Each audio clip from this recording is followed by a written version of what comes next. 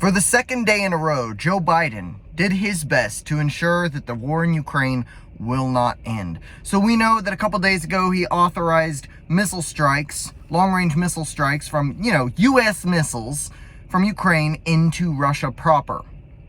This after Ukraine, of course, is holding many miles of Russian territory, which already makes the negotiating difficult.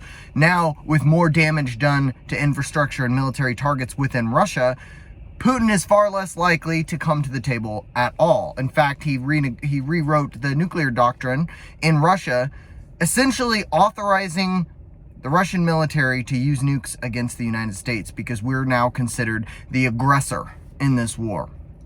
With nuclear capabilities, of course. Well, now Biden has taken it a step further, reversed his own policy, and is allowing the use of landmines and other such technology to be used by Ukraine. Once again, this is something that they had been opposed to before. Now they're switching it around all of a sudden, now that Trump is elected.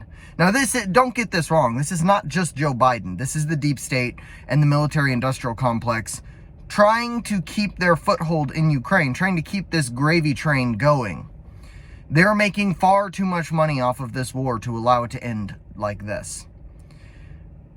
Now, supposedly Trump already had a phone call with Zelensky and Putin, and Zelensky refused the terms that were offered. And I'm not surprised, because Zelensky knows that he has the whole weight of the deep state behind him. Hell, he was installed by our CIA, so he knows what the deep state wants.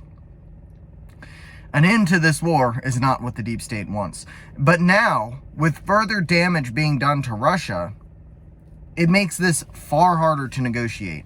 On the live stream yesterday, I used the analogy, if someone comes and slaps you in the face, it's a lot easier to forgive them than if they come up, slap you in the face, and then kick you in the nuts. Like, it's easier to make peace with that person when they've done less damage to you. This is effectively going to make it so that Ukraine must give more concessions to Russia to end the war. Now, this isn't me saying that Russia is right, by the way. I'm not siding with Russia. I'm looking at this from a pragmatic perspective as someone who wants this war to end, and I want us to stop intervening in this war. This is not our war. This should not be something that we've involved ourselves in. Unfortunately, we have tangled ourselves up in this to a point that I don't know how we get out.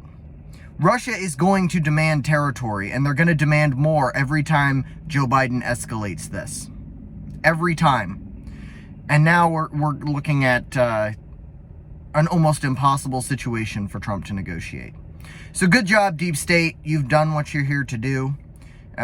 Joe Biden, your puppet, has been successful in creating measures to ensure that this war stays going on as long as possible. And all of you that are such great proponents of going to war and watching young men die, good job. All of you that are proponents of us funding infrastructure and pensions in Ukraine while our own veterans and seniors struggle to make ends meet, and some are even homeless on the street, good job. You got what you wanted. This is evil. That will continue to be my opinion. I'm going to continue speaking out against it because fuck the deep state and fuck the military-industrial complex. That's about all.